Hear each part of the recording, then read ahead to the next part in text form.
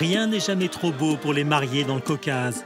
La cérémonie est aussi l'occasion d'affirmer haut et fort que leur pays existe, même si peu de gens à travers le monde le connaissent. Il s'appelle l'Abkhazie.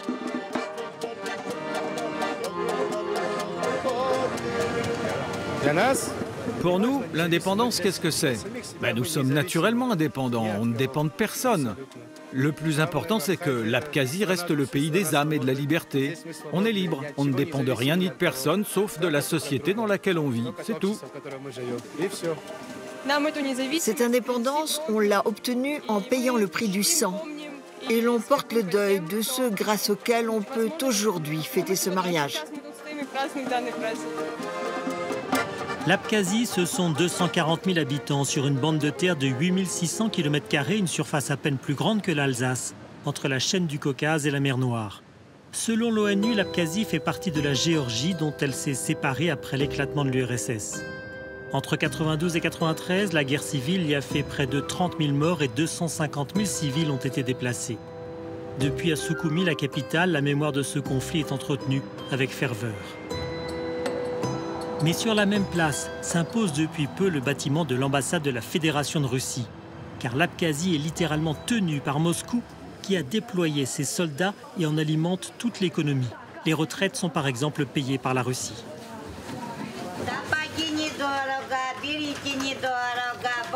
Au marché, c'est en roubles russes que l'on paye. On est russes. La Russie nous nourrit et elle nous protège. Sans la Russie, on va disparaître. Alors, je souhaite une longue vie à Poutine. La Russie, c'est la Russie. Et tous les pays doivent le savoir. La Russie, c'est la Russie, oui. C'est mon avis. Je ne sais pas si tout le monde pense comme moi, mais c'est mon avis.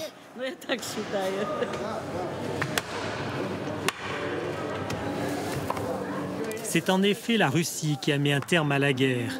Et malgré la pression de la Géorgie qui revendique toujours ce territoire, avec le soutien de presque tous les pays du monde, la vie a repris avec cette nonchalance méridionale sur les rives de la mer Noire.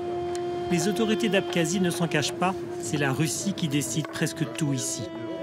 Ancien Premier ministre et aujourd'hui en charge de la sécurité nationale, Sergueï Shamba assume cette suggestion. Avec la Russie, on a une union stratégique et c'est très important pour nous. Dans ce monde, n'importe quel petit pays doit chercher des alliés. Et notre allié est un grand pays, membre du Conseil de sécurité de l'ONU. Il garantit notre protection. Et il faut reconnaître qu'après la reconnaissance de notre indépendance par la Russie, la situation s'est stabilisée.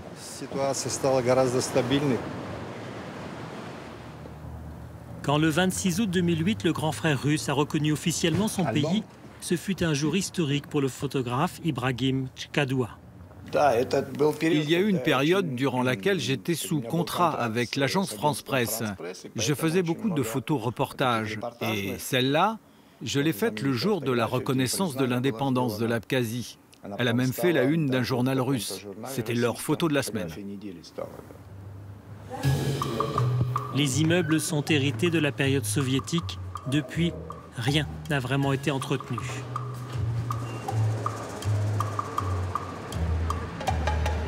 En plein centre se dressait le siège de la République autonome d'Abkhazie.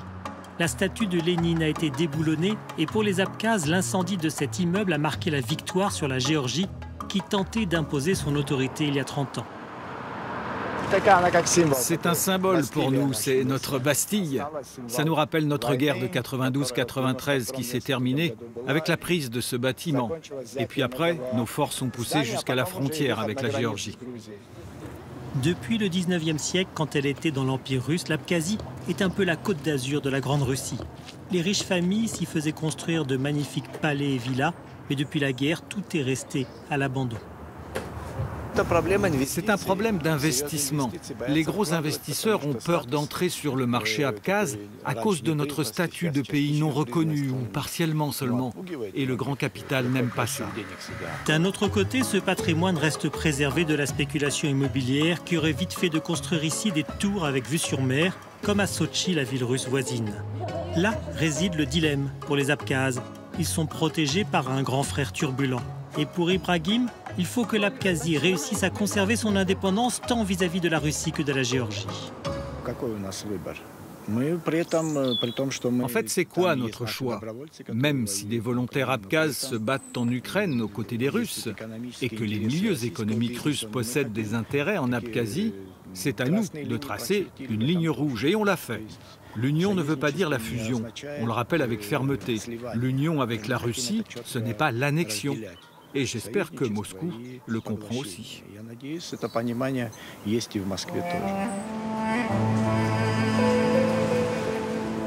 Le paysage est parsemé de ruines laissées à l'abandon. L'URSS avait par exemple construit ce centre d'entraînement pour les athlètes qui préparaient les Jeux Olympiques. L'Abkhazie est devenue le royaume de l'urbex, un must photogénique pour les explorateurs urbains. À une centaine de kilomètres de la capitale, au cœur du Caucase, au bout de cette petite route construite par des prisonniers allemands à la fin de la guerre, survit un symbole qui, lui, a été entretenu et se visite.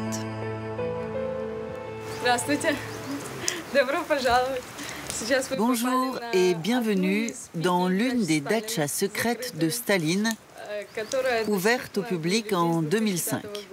Entrons.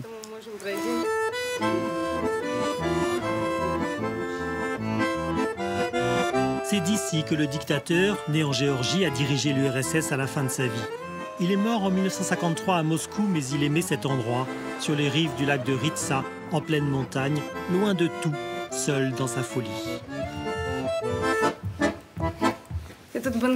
Voilà la salle de réception où Staline prenait ses repas. Mais comme il ne supportait pas les odeurs de graillons et le bruit dans la maison, la cuisine était faite de l'autre côté du lac. Les plats étaient apportés ici, directement par bateau. Et une fois que ces aides de camp les avaient goûtés, on le servait à table. À quelques kilomètres de là, côté russe, Vladimir Poutine vit lui aussi la plupart du temps dans sa résidence de Sotchi. Mais Zarina ne fera aucun commentaire. La Russie est un sujet trop délicat et même dangereux. Elle ne parlera que de son pays, l'Abkhazie, et elle est fière de montrer les drapeaux des 8 États qui l'ont reconnue. Russie, Ossétie du Sud, Venezuela, Nicaragua, Nauru, Vanuatu, Tuvalu et la Syrie. Née après la guerre, Zarina a 25 ans et elle se sent coincée avec son passeport russe, devenu un État paria. Les Abkhazes ne veulent pas aller en Géorgie. Qu'est-ce que ma génération ressent en ce moment? Vous savez, ce qui est triste pour moi, c'est de voir que nous n'avons pas les mêmes possibilités que les gens ont dans d'autres pays. C'est dommage. Donnez-nous cette liberté de voyager. Pourquoi nous n'y avons pas droit? Nous, on est prêts à recevoir l'Occident et l'Europe, les bras ouverts. Pourquoi eux ne peuvent pas nous recevoir? Nous sommes Abkhazes, on a notre mentalité, notre langue, c'est notre culture. Les touristes sont presque exclusivement russes ou biélorusses. L'Abkhazie a toujours été leur pays de cocagne. Et maintenant que la Russie est coupée du monde occidental à cause de la guerre en Ukraine, ils retrouvent l'esprit soviétique. Pour vous, l'Abkhazie et la Russie, c'est le même pays? Oui. Ah oui, pour moi c'est évident. On est chez nous ici. On est des soviets. Moi je viens de Krasnoïarsk, en Sibérie. Pour être franc, je vous avoue que la majorité des Russes cherchent à faire abstraction de tout ce qui se passe. C'est pour ça qu'il y a tant de tourisme. Les gens viennent pour se reposer, ils sont un peu fatigués de tout ça. Mais que faire? Il faut juste chercher à continuer à vivre. La planète continue de tourner, la vie continue. Que faire?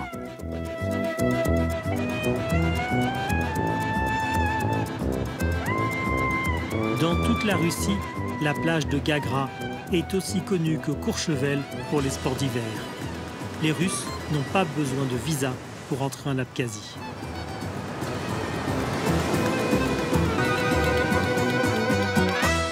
Et le potentiel touristique est énorme. Les investisseurs russes savent qu'ici, il y a tout pour plaire. Mais les Abkhazes sont de moins en moins disposés à se laisser avaler. L'Abkhazie protège son rivage du béton, les mandarines regorgent au pied des sommets du Caucase et les touristes en apprécient les paysages préservés. Ils ne se limitent plus à la côte, ils s'aventurent désormais jusque dans des endroits incroyables, comme Kurchal, une ville minière à moitié abandonnée depuis la fin de l'URSS. Avant, personne ne connaissait cet endroit. Les touristes qui venaient chez nous, pour eux, l'Abkhazie s'arrêtait à Soukoumi. Comment ne pas penser aux villes détruites en Ukraine quand on voit ici les stigmates de la guerre, l'abandon? Pour ces deux jeunes femmes venues des rives du lac Baïkal, le parallèle avec le conflit en cours ne les choque pas. Mais comme beaucoup de Russes qui sont contre la guerre de Poutine, elles sont impuissantes. C'est vrai que quand on traverse l'Abkhazie, on voit beaucoup d'affiches avec des portraits des gamins qui sont morts dans cette guerre ici. Et bien sûr qu'on projette ça sur les événements. Oui, en ce moment, on est très inquiets, nous aussi. Dès que tu ouvres les réseaux sociaux, tu tombes sur des infos qui ne parlent que de la guerre, la guerre, la guerre. Ça fait mal au cœur de voir ça. Ouais, c'est inquiétant. Russes et Abkhazes sont conscients de la gravité de la situation, mais ils ne peuvent pas en dire plus. À mot couvert, le politologue Astamour Tania reconnaît son impuissance à critiquer ouvertement la situation. Il préfère lancer un appel à ne pas laisser l'Abkhazie sombrer dans l'oubli. Il y a certaines choses sur lesquelles on ne peut pas avoir d'influence. Mais il est très important que les médias internationaux manifestent plus d'intérêt pour l'Abkhazie. Parce que ce sont les médias qui permettront que la situation devienne plus transparente. Et cela permettra d'avoir moins d'idées fausses qui circulent sur ce pays. Et pour l'avenir, les scénarios ne sont guère rassurants. On peut craindre une fuite en avant de Moscou, qui chercherait tout simplement à annexer l'Abkhazie, comme cela a été fait avec 3 régions d'Ukraine. À moins que la Géorgie ne veuille profiter d'un affaiblissement de la Russie en Ukraine pour récupérer l'Abkhazie. 30 ans après la guerre, sur ce petit bout de paradis, la douceur des rives de la mer Noire est trompeuse.